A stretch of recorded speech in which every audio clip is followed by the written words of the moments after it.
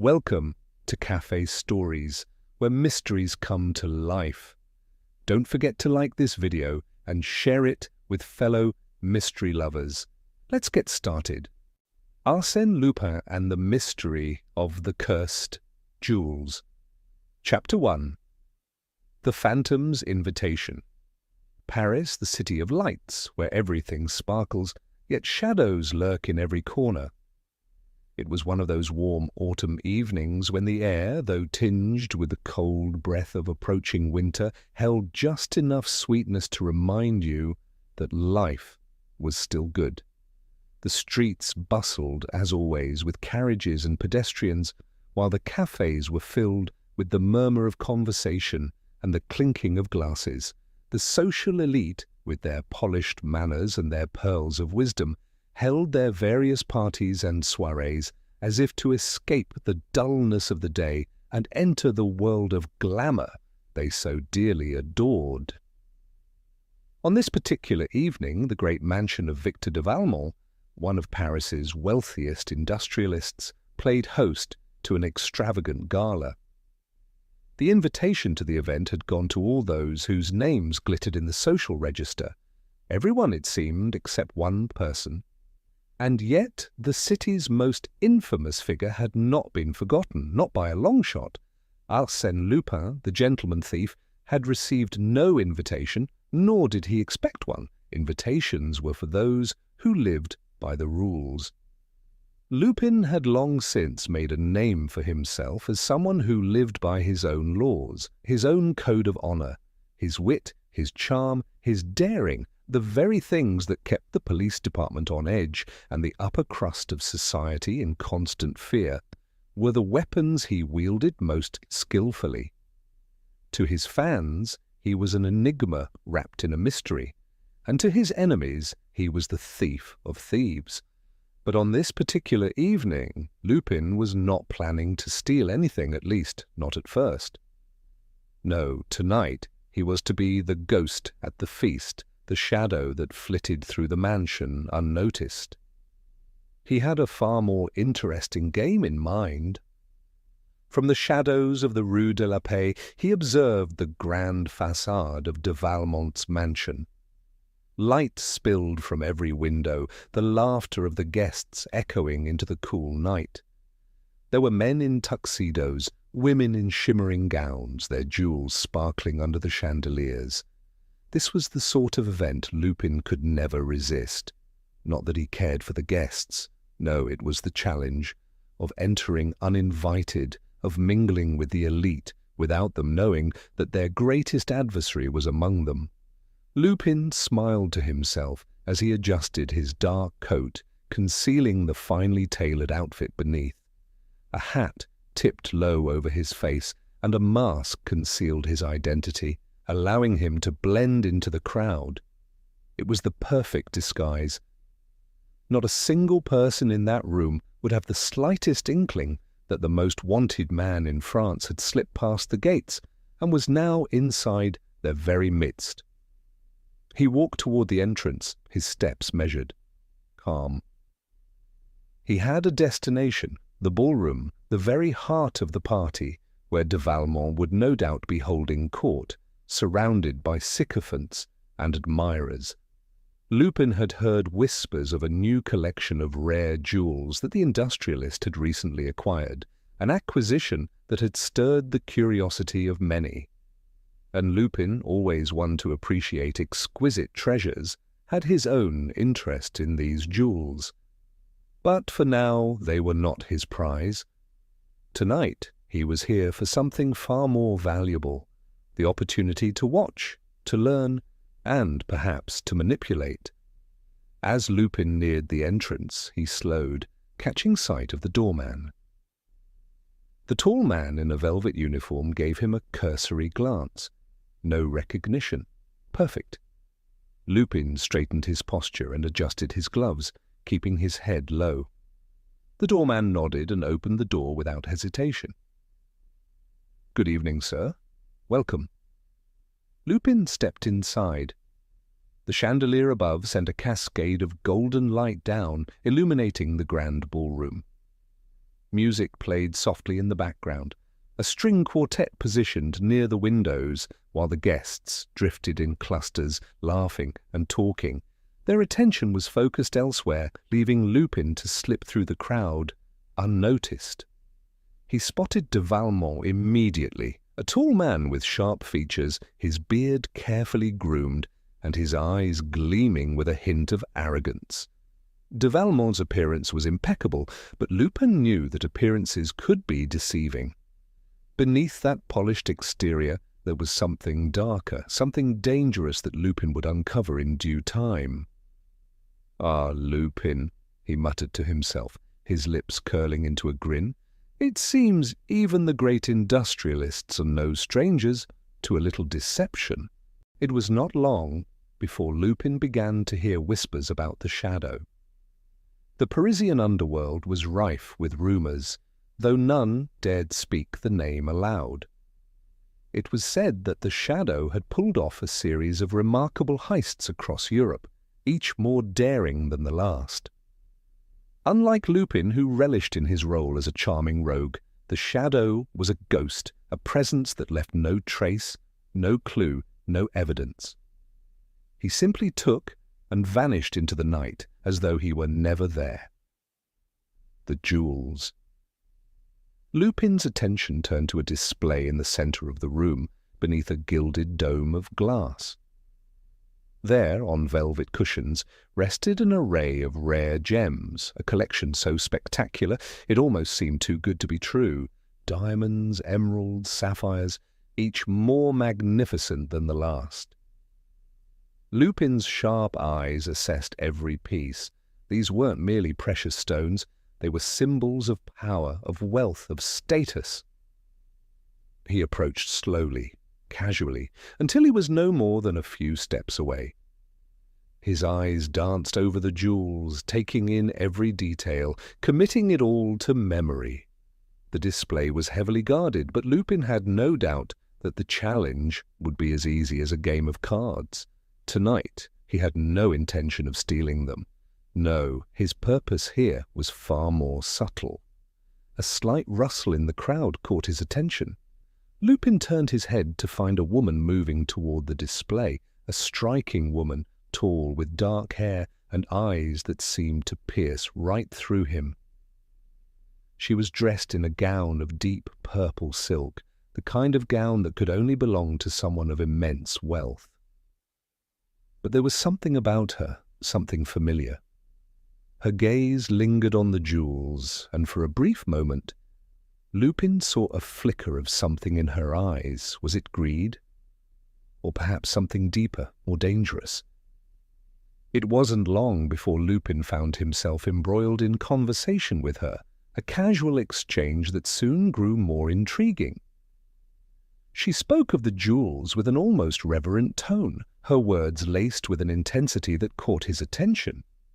Lupin listened closely, sensing that there was more to this woman than met the eye. "I'm afraid you may be mistaken," she said with a wry smile. "These jewels are no mere trinkets. They are cursed." "Cursed?" Lupin raised an eyebrow, intrigued. "And how is it that a cursed collection has found its way into the hands of so many?" "Ah, that is the question, isn't it? The truth of it all lies in the past, in the secrets that no one is brave enough to uncover." Lupin's mind raced. A cursed collection? What was it that de Valmont wasn't telling the guests? What was it that this woman knew? Just then a sudden commotion drew the attention of the guests. Lupin turned sharply. The display case, empty. The jewels were gone. The crowd gasped in shock. Security rushed to the scene, but it was already too late. Lupin's smile deepened, a glimmer of admiration for the one who had executed this perfect crime. Whoever it was, they were clever. Clever enough to slip past the watchful eyes of de Valmont's staff, and Lupin, ever the observer, had just learned a valuable lesson. He was not the only one in Paris who could pull off a perfect heist. The game, it seemed, had only just begun. Chapter 2. The Rival's Mask. The city of Paris awoke the next morning to find itself still reeling from the audacious theft that had occurred the previous night. At the grand gala held at Victor de Valmont's mansion, the prized jewels, rumoured to be of ancient origin and steeped in mystery, had vanished under the noses of the finest minds in French society. The scandal was not only one of magnitude, but one that questioned the very idea of security in a world of wealth and influence. And yet, for Arsène Lupin, the events of the evening were nothing more than the opening of a much larger play, one that he had no intention of losing. Lupin, however, was not concerned with the loss of jewels. No, his mind was focused entirely on something else. The theft, though masterfully executed, was not his work. No, this was the work of someone else, someone who, like Lupin, possessed the same cunning, the same audacity. But where Lupin was a gentleman with charm and wit, this other figure, whom he had come to call the Shadow, was a far darker and more elusive presence.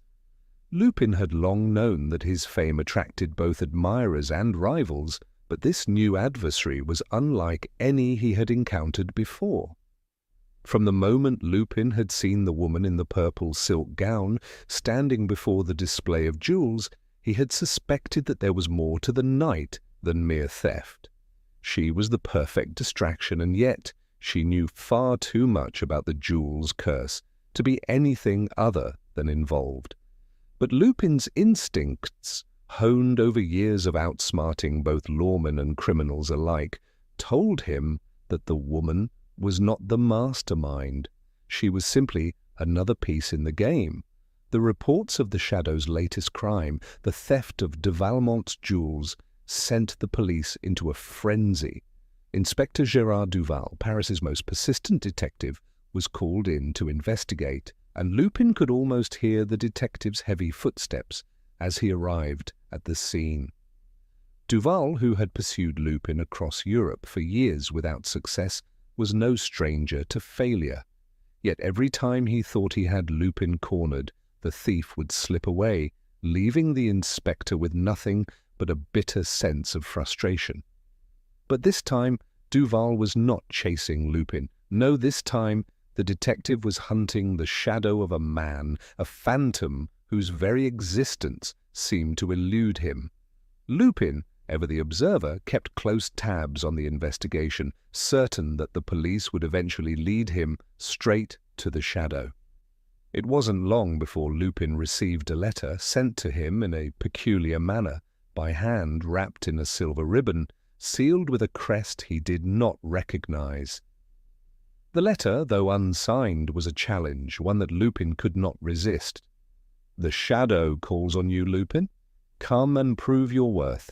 The game has begun, and your every move is being watched. But beware, for not all is as it seems. There is more at play here than jewels and masks. The time is nigh for you to meet the one who will best you." Lupin smiled as he read the letter. The words, cryptic and full of hidden meaning, were exactly the sort of riddle he relished. The Shadow was making his move, and Lupin knew it was time to act. But he would not rush headlong into this contest. No, Lupin was a man of patience, a man who understood the value of a well-played hand. Later that evening, as the moonlight bathed the streets of Paris in silver, Lupin made his way to the appointed rendezvous, an abandoned building on the edge of Montmartre. It was the perfect setting for a confrontation, a place where shadows could blend with the darkness, where every movement would be shrouded in mystery. As Lupin entered the building, he could feel the tension in the air. The silence was oppressive, and the only sound was the soft echo of his footsteps as he moved deeper into the shadows. His eyes adjusted to the dim light, and he saw the outlines of figures in the distance, figures that were not there moments ago. "Ah, Lupin," came a voice from the darkness, smooth and deliberate. "I knew you would come. No one can resist a challenge such as mine." Lupin's sharp eyes narrowed, and his lips curled into a wry smile. Standing before him was a figure cloaked in black, a mask covering most of his face, his eyes gleaming with a cold, unsettling intensity. This was the Shadow, the man whose name had been whispered in fear, the man whose brilliance rivaled Lupin's own. "Who are you?" Lupin asked, his voice laced with amusement. "Another thief in the night, or something more?" The Shadow's laugh echoed through the room, cold and mocking. "Ah, Lupin, always the charming rogue. You don't need to know who I am. What matters is what I represent. You see, we are not so different, you and I, but I am the one who operates in the shadows, the one who does not play by the rules." Lupin stepped forward, his demeanor calm, his posture confident. "You misunderstand me, my friend. I don't need to play by the rules either, but I play the game better than you." For a moment, the two men stood in silence, sizing each other up. There was a tension between them, one that neither had anticipated but both recognized immediately. This was no ordinary rivalry. It was a contest of minds, a battle for supremacy, a struggle for the title of Paris's greatest thief. "You may have outwitted the police," the Shadow said, his tone dripping with disdain, "but you will not outwit me. I will take what I want, and I will leave you in the dust." Lupin's eyes flashed with a spark of excitement. "Then let's see who is truly the better thief. The game is on, my friend. Let us see who can truly master the art of deception." With that, Lupin turned on his heel and disappeared into the darkness, his figure vanishing like a ghost. The Shadow stood motionless, watching him go, his eyes narrowing in determination. The game had begun, and neither side would rest until the final move was made. But Lupin knew something that the Shadow did not. In this game, the shadows themselves would become the most dangerous weapon of all. Chapter 3. The Woman in the Mirror. The morning after Lupin's cryptic meeting with the Shadow found Paris bathed in the soft golden light of an autumn sun.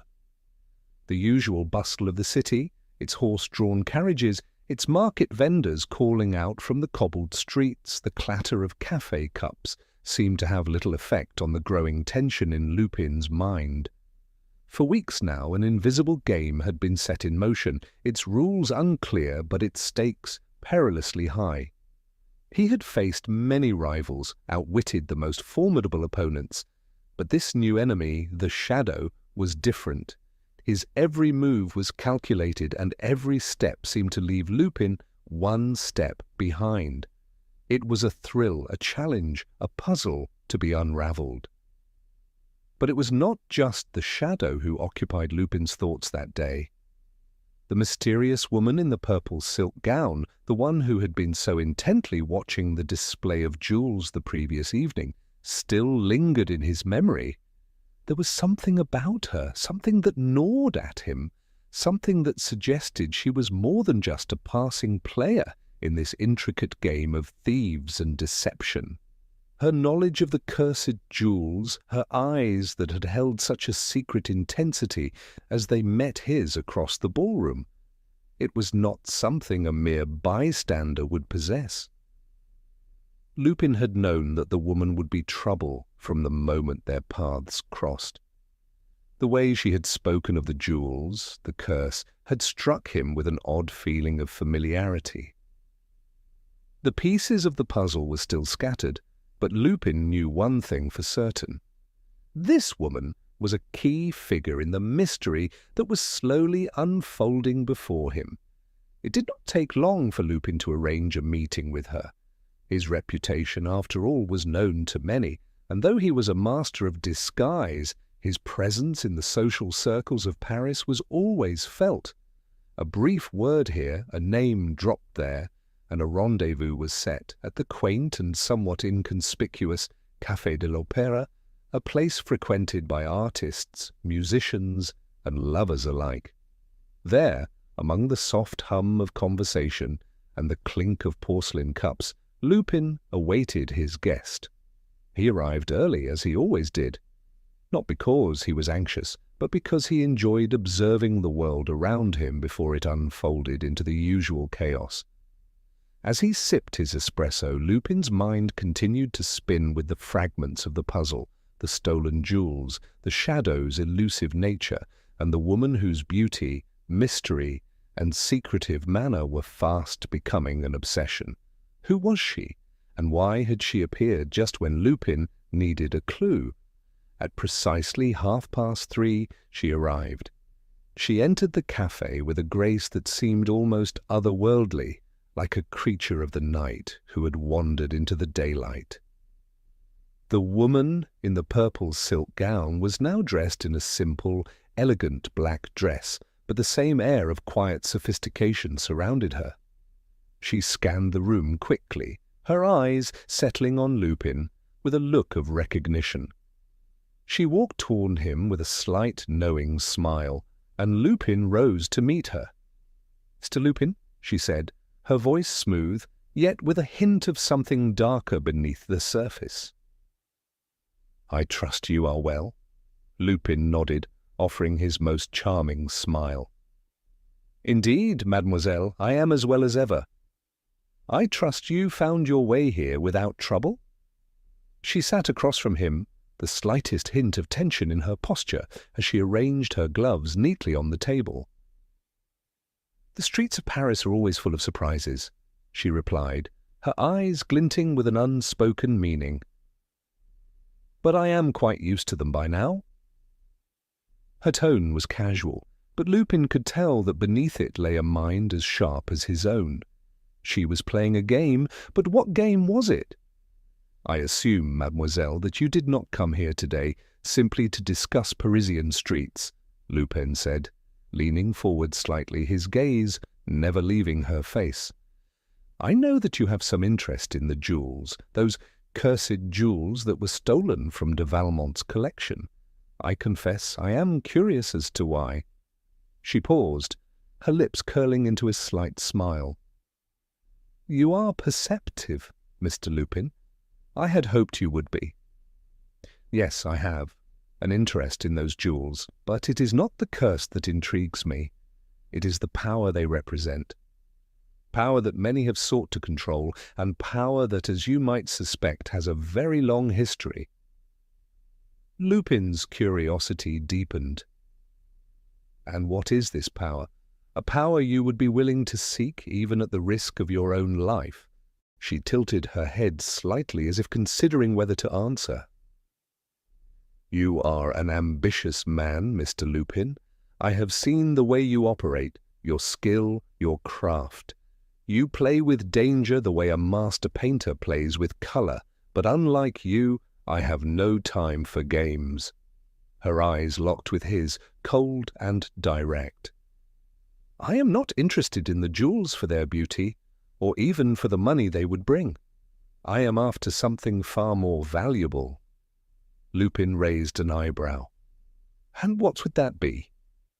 The woman leaned forward slightly, her voice lowering.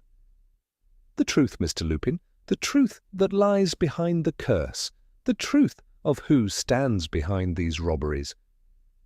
You see, the jewels are not merely valuable because of their monetary worth. They are pieces of a puzzle that, once completed, will reveal a secret that could shake the very foundation of Paris." Lupin's mind raced. The pieces were falling into place. The shadow was not just a common thief. No, this was far deeper. A conspiracy, perhaps, with forces at play that Lupin had yet to understand fully. The woman before him, though she spoke of truth and secrets, was as much a part of this tangled web as anyone else. But what role did she play? "You know something, don't you?" Lupin said quietly, leaning in, his voice a whisper. "You know the identity of the shadow, don't you?" The woman's eyes flickered, the briefest shadow passing across her face. But it was enough. Lupin had his answer. "I know more than you think, Mr. Lupin," she said softly. "But not everything is as it seems. The shadow is only the beginning. There are those who have been manipulating events from the very start, pulling strings that even you cannot see. Lupin straightened, a new resolve hardening within him. He was no longer dealing with a mere thief or even a rival. He was tangled in something far larger, something that would require all of his skill, all of his craft to untangle. The woman reached into her bag and pulled out a small silver key. "This," she said, placing it in front of Lupin, "is the key to unlocking the next piece of the puzzle. But be warned, Mr. Lupin, some truths are better left hidden." Lupin took the key, his fingers brushing hers in a moment of silent understanding. He was deep in this game now, deeper than he had ever anticipated, and there would be no turning back. "Then I shall see it through," he said, standing and offering her a bow. "Until next time, mademoiselle." As she walked away, Lupin stood watching her, the weight of the key in his pocket, a constant reminder of the danger and the mystery that awaited. The shadows were closing in, and Lupin knew that only one thing was certain. This was far from over. Chapter 4. The Silver Key. The night was unusually still for Paris, the thick fog rolling in from the Seine, cloaking the city in an eerie silence. For once, the relentless hum of the streets seemed to have taken a pause, as if the city itself were holding its breath. Lupin, ever attuned to the rhythms of Paris, could not help but feel that this calm was the eye of a storm that had been brewing for some time and was now on the verge of breaking. The events of the past few days had set into motion a series of revelations that Lupin could no longer ignore. The woman in the purple gown, the key to the puzzle, no doubt, had slipped into his thoughts like a persistent shadow. Her cryptic words echoed in his mind, the key to unlocking the next piece of the puzzle. And she had given him just that, a small silver key. It had been a simple object, delicate and unassuming, but Lupin knew better than to underestimate its significance. The engraving on its surface, a curious symbol of intertwining shapes, was enough to tell him that it was no mere trinket. This key had a purpose, a destination, and it was now his to discover. The address he had been given, one that had seemed so innocuous at first glance, was a small manor on the outskirts of Paris, nestled in the shadows of the city's more affluent districts. A place untouched by the hustle and bustle of the urban life, a place where secrets could be hidden away without fear of discovery. Lupin had been there before, many years ago, under a different name, under different circumstances. But now the manor was nothing more than another piece of the puzzle, a puzzle that he had yet to solve. As he approached the manor, Lupin was aware of the stillness surrounding him. The air was thick with mystery, and every step he took seemed to reverberate in the quiet of the night. The mansion loomed ahead, its windows dark, its doors locked as if daring anyone to approach. But Lupin was not one to be deterred by a locked door. In fact, a locked door only fueled his curiosity, and his curiosity, as always, proved to be his greatest asset. Lupin had not come alone. There was a man, an old acquaintance from his more youthful days, whom he had recruited for this particular task. François Dufresne, a locksmith of unparalleled skill, had once helped Lupin out of a tight spot. Tonight he was to assist Lupin in breaking into the manor's hidden chamber, a chamber Lupin was certain held the answers he sought. "Are you certain about this, Lupin?" Dufresne asked, his voice low and cautious, as he stood beside the mansion's main gate. "This place has not been visited for years. There are rumors, whispers, that the place is cursed, that something foul happened inside those walls." Lupin smiled, his eyes gleaming with that familiar, mischievous spark. "A curse, François? You know I have little time for such superstitions." "No, The only thing I'm interested in tonight is the truth, and this key will lead us to it." With that, Lupin took the small silver key from his coat pocket, holding it up to the dim light of the street lamp. He examined it closely, his sharp eyes catching the slightest glint of the engraving. The key was a work of art, delicate, precise.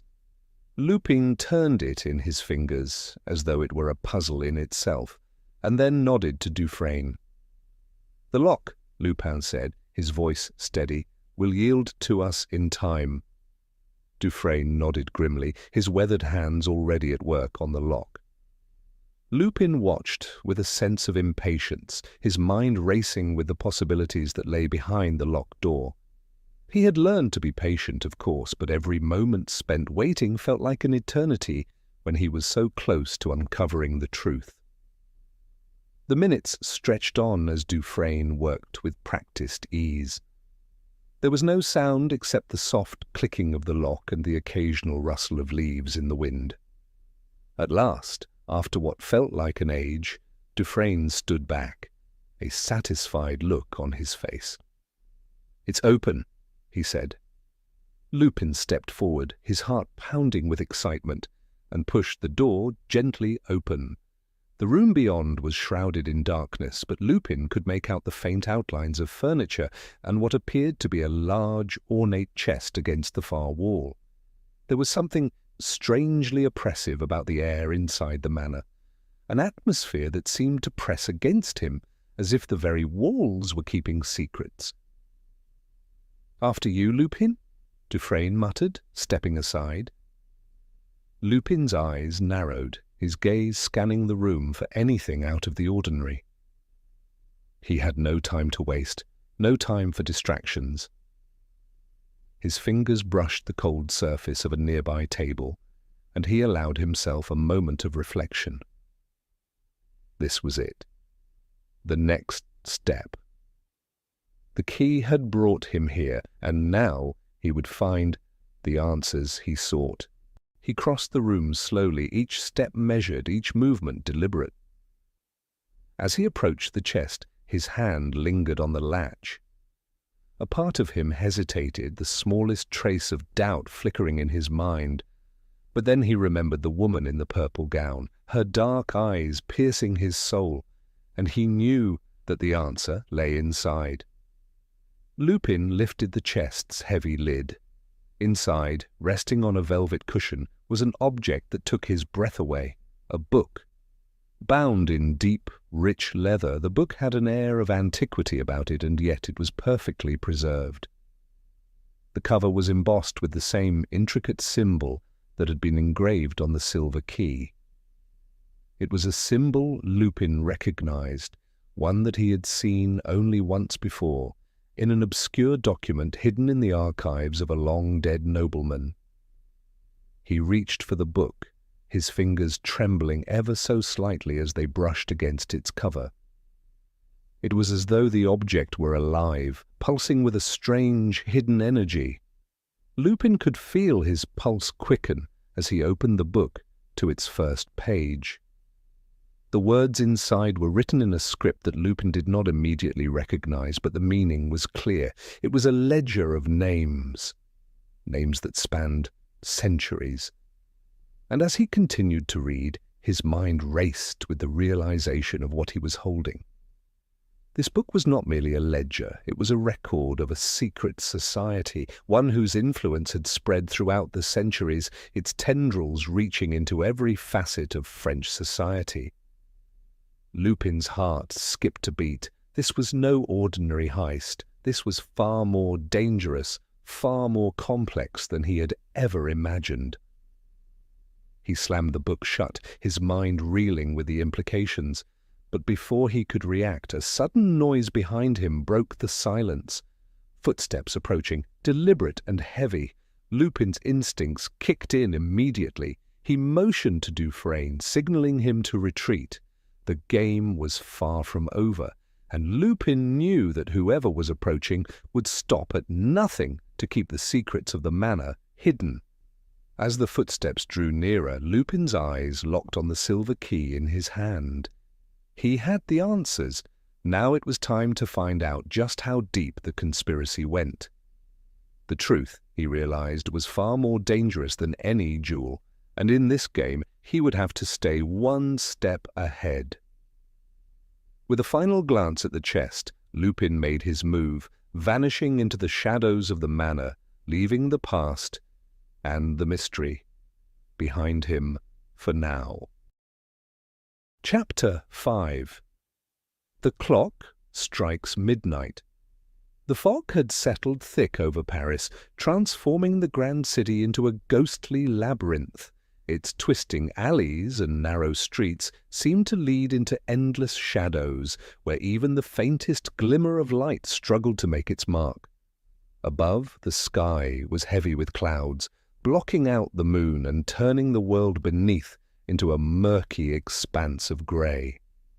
But this night, as always, Paris was alive. Its pulse quickened by the quiet whispers of secrets, the hushed conspiracies, the unseen hands that moved behind the curtains of the city's glittering facades.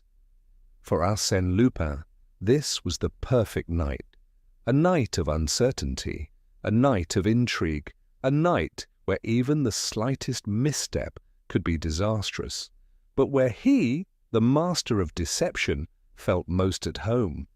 He had arrived at the appointed place, a location that, on the surface, appeared as harmless as any other. Yet Lupin knew better. There was no such thing as a simple meeting when one was dealing with the shadow, the elusive figure who had somehow outwitted him at every turn. The meeting had been arranged with precision. The shadow had chosen an unlikely venue, the Banque Royale, one of the most secure institutions in the city, its vaults holding millions in wealth. Lupin had never seen such a well-guarded fortress of finance. But then again, the shadow was no fool. This was no ordinary heist. It was a game, a master stroke designed to test not just Lupin's skill, but his resolve. Lupin stood at the corner of the square, observing the grand building across the street. The flickering lights inside the Banque Royale's windows reflected the false tranquility of the evening. Through the thin veil of fog, he saw shadows moving behind the glass. Guards, sentries, and clerks going about their business as if nothing were amiss. But Lupin knew better. The real game was already underway, and soon the clock would strike midnight. As the hour approached, Lupin's mind raced with the pieces he had gathered. The ledger from the hidden manor had opened his eyes to something far more disturbing than he had anticipated. A web of conspiracies so vast it seemed to stretch beyond the boundaries of what was possible. The ledger had named names, but it had also hinted at something darker, something more powerful than even the shadow could comprehend. The jewels, the secret society, and the conspiracy to control the wealth of France. They were all tied together, each thread pulling tighter and tighter. He could almost feel the shadow's presence now, the air around him thick with the unmistakable tension of a well-played trap. Lupin smiled wryly. It was a familiar sensation, or the moment before the storm. His instincts told him that tonight, at long last, he would learn the truth about his elusive rival. The city clock tower struck 11, and the chimes rang out, echoing through the night. Lupin's gaze never wavered from the Banque Royale. He had a role to play, a mask to wear, and he intended to play it to perfection. His fingers brushed the edges of the velvet-lined collar of his coat, adjusting it as he prepared for what would come next. The night was still, but the tension was palpable. Lupin's sharp eyes caught the faint movement of a figure at the bank's entrance. Another shadow in the fog, a man who did not belong. With practiced ease, Lupin slipped into the crowd, blending with the anonymity of the masses. He had no doubt that the shadow was close. In fact, he was almost certain that the other man was watching him, testing him, studying his every move. As the final chime of the clock struck, Lupin took his first steps toward the Bank Royale's main doors. The guards at the entrance did not even glance in his direction. His appearance, flawless and confident, made him blend into the surroundings like an invisible thread in a tapestry. As he crossed the threshold, the sharp scent of polished wood and metal filled his nostrils, but there was no time for reflection. His mind was sharp, his senses heightened. Lupin moved quickly but with purpose, his eyes scanning the interior. It was precisely as he had expected. Ornate chandeliers, gilded columns and floors of marble, everything designed to impress and intimidate. But none of this fazed Lupin. His goal tonight was singular, to stop the heist, but more importantly, to uncover the true identity of the Shadow.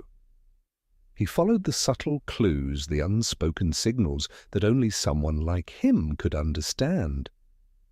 A guard moving too quickly across the hall, a clerk glancing nervously at the grand clock on the wall. It was all part of the choreography, part of the dance that Lupin knew so well. Every movement in the Bank Royale was calculated, precise, but Lupin had learned long ago that the true marks of a master thief lay in the ability to read the hidden patterns, the patterns that only a few could see. He reached the central vault door with just moments to spare. His heart raced. It was now or never. Suddenly a low voice broke through the silence. "Not so fast, Lupin." Lupin turned, his mind already calculating his next move. Standing in the doorway was a figure cloaked in darkness, his features obscured by a mask. It was the Shadow, as he had known it would be. The figure stepped forward, his movements fluid, predatory. "You're quite the elusive one, aren't you?" Lupin said, his tone light, but his eyes never leaving the Shadow. "I must admit I've been rather impressed by your creativity." The Shadow stepped closer, his mask reflecting the light in strange ways. His voice was cold, almost monotone. "I'm not here to entertain you, Lupin. This is my game, and you've stepped into it one step too far." Lupin grinned. "I'm afraid you're mistaken, my friend. You see, I've been playing the game from the very beginning. I knew you were the one behind this charade the moment I received your invitation." The Shadow laughed softly, a sound that echoed in the empty vault room. "Perhaps, but you don't understand the stakes. You're out of your league now." Lupin's grin widened. "I beg to differ. I've always been quite adept at outplaying my opponents. Tell me, the Shadow, who is it that controls you? Who is it that has orchestrated this little symphony of yours?" For the first time, there was a flicker of uncertainty behind the mask. The Shadow's hand moved to the inside pocket of his coat, and Lupin's senses went on high alert. This was it. The final move. But before either of them could make a move, a sudden crash sounded from behind, followed by a flurry of footsteps. Lupin turned sharply, recognizing the unmistakable sound of approaching law enforcement. Inspector Duval, no doubt, had tracked them down at last. In an instant, Lupin acted. He darted forward, drawing on his years of experience. With a swift motion, he wrenched open the vault door, exposing the hidden treasure within. The jewels, the source of all of this madness, lay in plain view. The Shadow hesitated, but only for a moment. Then, with a sudden shift, he darted toward the jewels, but Lupin was faster. With one final movement, he slammed the door shut, trapping both himself and the Shadow inside. "You made a mistake," Lupin said, locking eyes with the rival thief, the clock now striking the final hour. "You've underestimated me."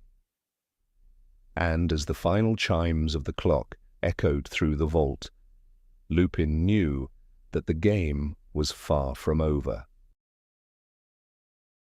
Chapter 6. the Labyrinth of Secrets. The city of Paris, ever restless, seemed to sleep in a state of uneasy anticipation.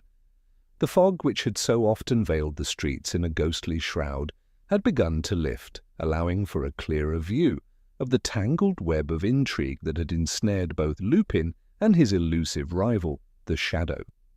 But as the fog cleared, it became painfully clear to Lupin that the stakes of this game had grown far higher than he had ever anticipated. What began as a simple series of heists, an exchange of jewels, a rivalry between thieves, had now blossomed into something far more sinister. The vaults of the Banque Royale had yielded more than precious stones. They had revealed the presence of a shadowy organization with reach far beyond anything Lupin had ever encountered. The vault had contained not only the jewels, but also a set of cryptic documents that had pointed Lupin towards something even darker, a secret society that had been pulling the strings behind the scenes, manipulating the fates of the wealthiest men in Paris for decades. This was the real prize, Lupin realized. Not the jewels, not even the thefts, but the power that lay hidden beneath the surface, waiting to be uncovered. The symbols, the cryptic references, the names he had seen in the ledger. All of it pointed to one place, a labyrinth beneath Paris, buried deep beneath the streets in a forgotten crypt. The existence of this underground network had been whispered about for years, but few believed in its reality. Now Lupin knew that it wasn't just a myth, it was a truth, and he was about to walk its twisted paths. Lupin stood at the entrance to the narrow alley, his face obscured by the shadow of his wide-brimmed hat. The air was thick with the smell of damp stone and the faint trace of something ancient, something that spoke of secrets long buried. A small, unmarked door at the end of the alleyway beckoned him forward. It was hidden, concealed from the unknowing, and yet it was the gateway to the heart of the conspiracy. The entrance to the labyrinth. He adjusted his coat and took a deep breath, the weight of the situation settling upon him. This was no ordinary heist. This was no mere game between two thieves. This was a journey into the unknown, a plunge into the deepest recesses of the city's hidden history. The key he had found in the manor, the one he had hidden carefully in his coat pocket, was the only means by which he could navigate this labyrinth. Without it, he would be lost. But with it, he could uncover the secrets that had been guarded for centuries. Lupin pushed open the door and descended into the darkness. The staircase was steep, winding downward into a damp, cold abyss. The only sound was the echo of his footsteps as they reverberated off the stone walls. With each step, the air grew heavier, the sense of foreboding stronger. There were no guards, no barriers to entry, just the silence of a place forgotten by time. At the bottom of the stairs, Lupin found himself in a large underground chamber. The walls were adorned with symbols and strange carvings that he couldn't quite decipher. In the center of the room stood a massive stone door, its surface covered in dust and age. At its center was a keyhole, perfectly shaped for the silver key Lupin had carried with him for days. He approached cautiously, the gravity of the situation pressing down upon him. This was it, the final step. With a steady hand, he inserted the key into the lock. It turned with a soft click, and the massive door groaned open, revealing a passageway beyond. Lupin stepped forward, his pulse quickening. What lay beyond that door would change everything. The passage led into a series of narrow tunnels, each one twisting and turning in ways that defied logic. The walls seemed to shift in the flickering torchlight, creating an ever-changing maze. Lupin, however, had always prided himself on his ability to navigate the unknown. He had faced countless puzzles in his career, but this was different. This was a labyrinth built not by design but by necessity. a maze of secrets and lies crafted by those who had come before him, determined to protect the truth at all costs. For what felt like hours, Lupin moved through the winding passages, his eyes sharp, his mind racing. There were no signs, no indications of where he was going, just the twisting corridors, the ancient stone, and the echoes of his own footsteps. He had expected this. The shadow had played his part well, leaving Lupin to wander through the maze without a clear sense of direction. But Lupin, as always, was prepared. He had anticipated this challenge, and he knew that it was only a matter of time before he found the answers he sought. At last, after what seemed like an eternity, he arrived at a large chamber. The air here was thick with dust, and the room seemed to pulse with an ancient energy, as though the very walls themselves were alive with secret. At the center of the room was a pedestal upon which rested an object, an ancient tome bound in leather that had long since turned to a brittle brown. The book was adorned with the same strange symbols that Lupin had seen in the ledger. It was the final piece of the puzzle, the key to unlocking the mysteries of the society that had controlled Paris for so long. Lupin approached the pedestal cautiously. He knew better than to act impulsively, especially in a place like this. Every movement, every decision could have consequences that rippled outward in ways he could not predict. But as his fingers brushed the surface of the book, he felt an undeniable pull, a sense of inevitability, as though the book were meant for him, as though it had been waiting for him to find it. His hand closed around the book, and he pulled it free from its resting place. The moment he did, the room seemed to shift around him. The walls groaned, and the floor beneath his feet trembled. Lupin's heart raced as the reality of the situation sank in. This was no ordinary book. It was something far more powerful, something that had the potential to change the very fabric of Paris itself. With the book in hand, Lupin knew that his task was far from over. He had uncovered the heart of the labyrinth, but the true mystery lay ahead. Who was behind this secret society? What were their plans? And what role did the shadow play in all of this? Before he could contemplate the answers, a sudden noise from behind him shattered the silence, the echo of footsteps fast approaching. Lupin turned, his mind racing. There was no time to waste. He had the book. But now he needed to escape. He darted toward the exit, his pulse pounding in his ears, the labyrinth of secrets closing in behind him. This was the moment of reckoning. The game had changed, and Lupin knew that he would need every ounce of his wits to survive what lay ahead. As he reached the door, he glanced back one final time. The labyrinth was alive with the whispers of the past, its secrets, its mysteries, and its danger. And Lupin, ever the master of his own fate, was ready to confront it all. Chapter 7. The Great Deception. The world outside seemed almost too bright compared to the murky labyrinth beneath the streets of Paris. As Lupin stepped into the cool night air, the dim lanterns lining the narrow streets cast long shadows across the cobblestones. He took a deep breath, allowing the chill to clear his mind, even as his thoughts swirled with the revelations he had uncovered in the hidden chambers beneath the city.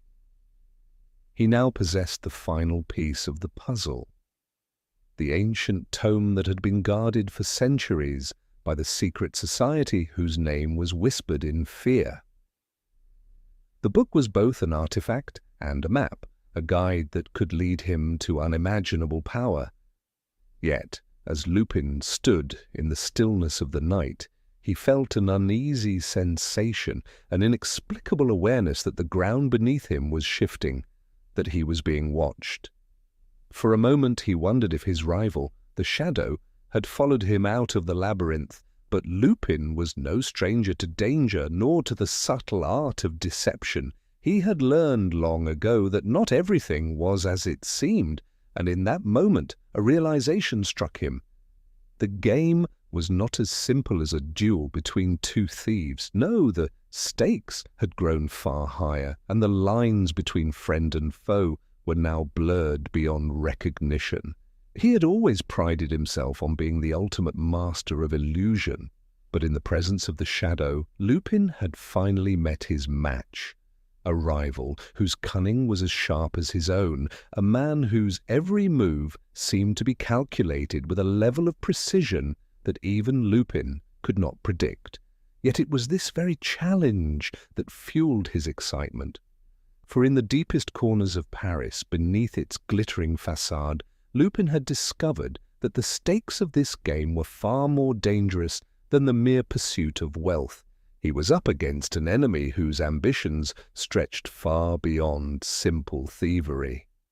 Lupin's thoughts were interrupted by the sound of footsteps approaching quickly from behind. He turned just in time to see a figure emerge from the shadows. A silhouette, familiar but unmistakably dangerous. It was a man he had not expected to see tonight, yet there was no mistaking him now. Inspector Duval. "Ah, Duval," Lupin said with a mock bow, his voice smooth and unwavering. "I wondered when you would finally catch up to me." The inspector's expression was a mixture of frustration and determination. "Lupin," Duval said through gritted teeth, "you've outsmarted me once again, but this time I won't allow you to slip away so easily." Lupin smiled, his eyes glinting with amusement. "Inspector, you wound me. Have I not been a model citizen in your eyes? Surely you've noticed my penchant for punctuality and respect for the law?" Duval's gaze hardened, his eyes never leaving Lupin. "You may be a master of disguise and deception, but you can't escape what you've done. You've caused enough damage. I've followed your trail long enough to know what you're after, and I intend to stop you." Lupin's smile widened. "Ah, but you see, Inspector, you misunderstand. I'm not the one you should be chasing. No, there's a far greater game at play here, and you're merely a pawn in it. You've been chasing me all along, but the true master of this web has been pulling your strings. Don't you see, Duval? You're part of the grand illusion." Inspector Duval's face twitched, a flicker of doubt passing through his eyes. Lupin's words had struck a nerve, but the inspector was nothing if not stubborn. "You've been deceiving everyone, Lupin. This isn't about jewels or treasure. You're after something more. You're in league with the shadow, aren't you?" Lupin tilted his head, his lips curling into a wry grin. "In league? Oh, Inspector, you wound me again. I am not a man to be in anyone's league. The shadow and I, we are merely, how shall I put it, fellow artists, each working in our own way to achieve something extraordinary." Duval's hand shot out, grabbing Lupin's arm. "Don't play games with me. Where is the shadow? What do you know about the organization behind all of this? The society that's been pulling the strings?" Lupin's gaze shifted slightly, his expression turning more serious. "Now that's the question, isn't it? You're chasing ghosts, Inspector, and you've failed to see the truth. The society you speak of, it's not some nameless group pulling the strings from the shadows. No, they're right in front of you, and you've been too focused on me to notice. The truth, Duval, is that you've been played. You, the shadow, and I, we're all just pawns in someone else's game." Duval's grip on Lupin's arm tightened. "I'm done listening to your riddles, Lupin. You'll pay for your crimes, and the shadow will be exposed. I'll make sure of it." Lupin's expression softened, but his eyes remained sharp, calculating. "Inspector, you still don't understand, do you? The shadow. He's not the one you should be after. No, the true mastermind lies somewhere far more unexpected." Before Duval could respond, Lupin took a step back, his hand brushing against the inside pocket of his coat. A faint sound, barely perceptible, echoed from somewhere in the distance. footsteps swift and deliberate. Lupin's eyes flickered toward the source, and he felt the familiar thrill of anticipation. His rival had arrived. As if on cue, the shadow emerged from the shadows, his figure lit only by the faint glow of the street lamps. He was dressed in a dark coat, his face obscured by a mask that glinted in the light. The confrontation had been inevitable.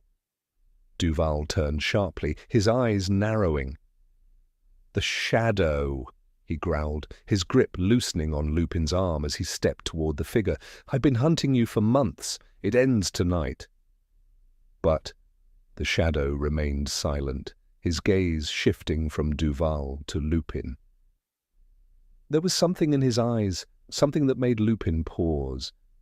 It was a look of satisfaction, of triumph, as if this moment had been planned all along. "You've been chasing the wrong man, Inspector," Lupin said softly, his voice carrying just enough to make Duval stop in his tracks. The game was never about the shadow, it was about control.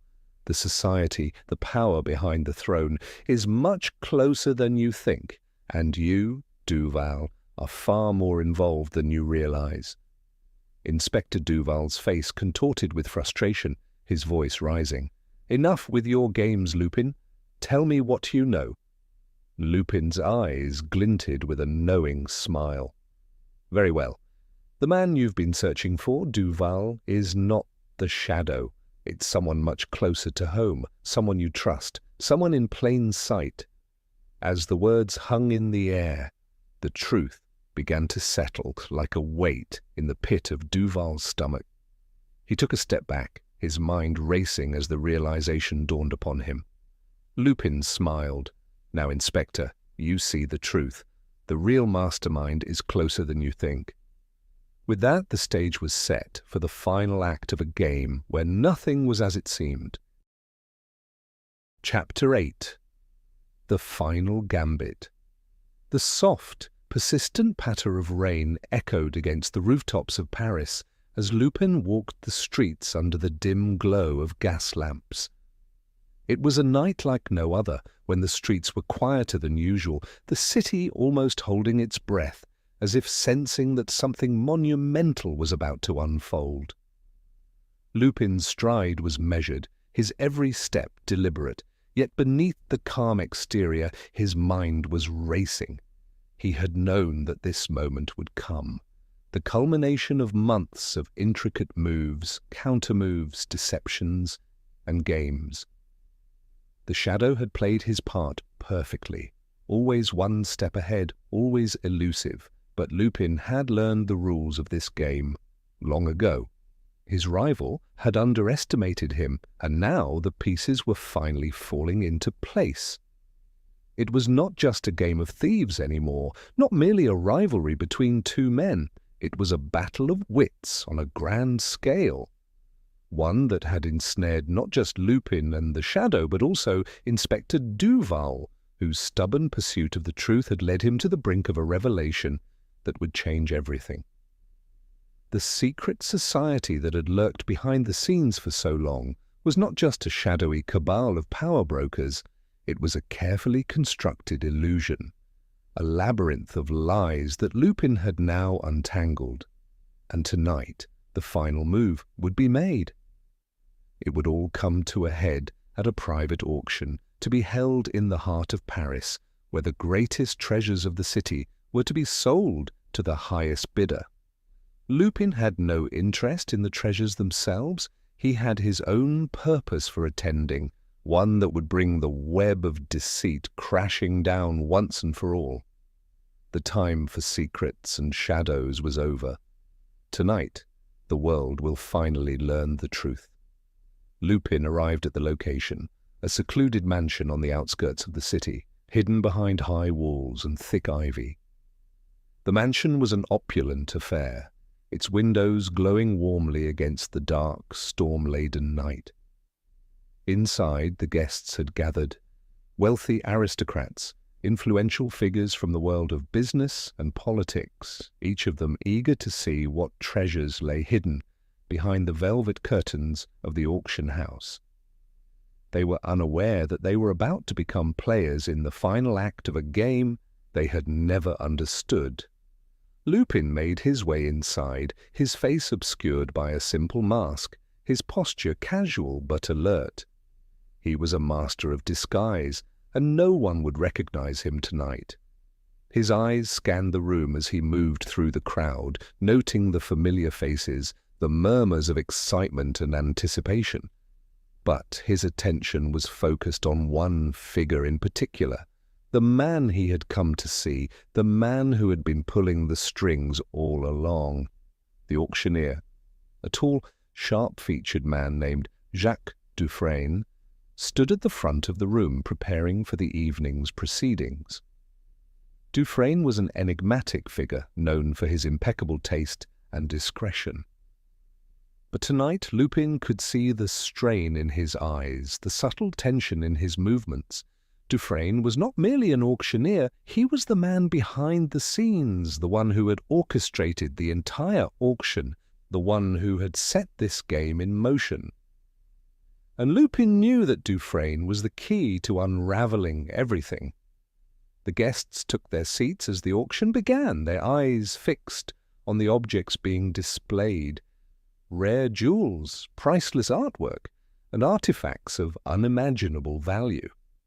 But Lupin was not interested in the treasures. His focus remained solely on Dufresne.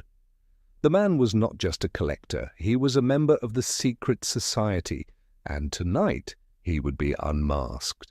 As the auctioneer's voice echoed through the room, a familiar figure stepped into the spotlight, a figure wearing a dark cloak and a mask. The shadow had arrived. Lupin's heart quickened. This was the moment. The two of them had danced this delicate waltz for far too long, and now, with the stakes higher than ever, they would finally face each other. But Lupin was not worried. He knew that he had already won. The truth had been set into motion, and nothing could stop it now. As the auction continued, Lupin watched as the shadow moved to the front of the room, his eyes scanning the crowd with a calculated coldness. There was no emotion in his gaze, no hint of recognition, no sign of the rivalry that had defined their relationship. Lupin smiled inwardly. The shadow was a master of deception, but Lupin had learned the art of manipulation long before his rival had even begun to understand it. And tonight, Lupin would play his final card. The auctioneer's voice rose as he introduced the next item. A rare manuscript said to contain the secrets of the society that had shaped Paris for centuries. The crowd fell silent, their attention fully on the book. But Lupin knew that this manuscript was more than just a historical curiosity. It was the key to everything. The moment it was revealed, the true nature of the secret society would be exposed, and the world would finally know the truth about the power that had lurked behind the scenes. But as the manuscript was unveiled, Lupin noticed something that made his heart skip a beat. A small, subtle motion, the flick of a hand, the movement of a figure in the crowd. It was Duval, the inspector, stepping into the room from the side entrance. His eyes locked onto Lupin's, and in that moment, the tension in the air seemed to shift. Duval was no longer the unwitting pawn in this game. He had become an active participant in the final gambit. Lupin watched, fascinated, as Duval moved toward Dufresne, his expression grim but determined. The two men exchanged a few quiet words, their conversation hidden from the crowd, but unmistakable to Lupin's trained eye. The inspector was closing in. But Lupin knew that Duval had underestimated the true scope of the conspiracy. The society's machinations went far deeper than even the inspector could imagine. As the bidding began, Lupin stepped forward, his movements deliberate but unhurried. He approached the auctioneer, his gaze never leaving Dufresne. And then, in one swift motion, Lupin reached into his coat pocket and produced the silver key that had been with him since the beginning of this journey. The room fell silent as Lupin placed the key onto the auctioneer's podium. "This," Lupin said in a voice that carried over the murmurs of the crowd, "is the final piece of the puzzle, the key that unlocks not just the secrets of the society, but the very truth that has been hidden for centuries." Dufresne's face paled, and for the first time Lupin saw the faintest tremor of fear in his eyes. The auctioneer knew that his carefully constructed empire was about to collapse. Lupin's voice grew louder, more confident. "Tonight, the truth will come to light. The game is over, and the society's influence over this city will end. The real mastermind has been revealed." In that instant, the room erupted into chaos. Guests scrambled, whispering in disbelief as the truth began to sink in. Duval moved toward Dufresne, his hand reaching for the auctioneer's collar as he made the arrest. But Lupin was already one step ahead. He turned to the crowd, raising his hands in mock surrender. "The game is over, gentlemen," Lupin said, his smile wide and knowing, "and the winner, as always, is Arsène Lupin." As the chaos continued around him, Lupin slipped out the side door and into the night, disappearing into the Parisian fog. The city had been his once again, and with the final gambit played, he had left behind not just a trail of deception, but a legacy that would last for years to come. The world had been fooled by the greatest thief who ever lived, and Lupin knew that no matter how many times they tried to catch him, the game would never end. It would always be his to win. Weeks passed, and the streets of Paris returned to their usual bustle, though the whispers of the events surrounding the Banque Royale and the labyrinth beneath the city persisted. Inspector Duval had declared the case closed, the jewels returned, and the vaults untouched. Well, at least, that was the official story. But the truth was far more elusive. As for Arsène Lupin, his name once again became a shadow, a legend woven into the fabric of Parisian society. The book, that ancient tome he had so carefully retrieved from the heart of the labyrinth, disappeared without a trace, as though it had never existed at all. None could say whether it had been destroyed, hidden away, or passed into the hands of those who would continue the secret society's work. The shadow was never seen again, his plans thwarted, his identity forever a mystery. But Lupin, ever the master of deception, left behind only the faintest trail, a puzzle to be solved by those who came after him. And so Arsène Lupin faded into the night, as he always did, a fleeting shadow in the ever-watchful city of Paris. His legacy, however, would remain. The ultimate thief, always a step ahead, forever a master of the game. Thank you for tuning in to Cafe Stories.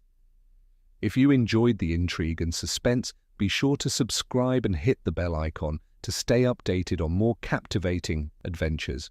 Your support keeps the stories coming and the mysteries alive.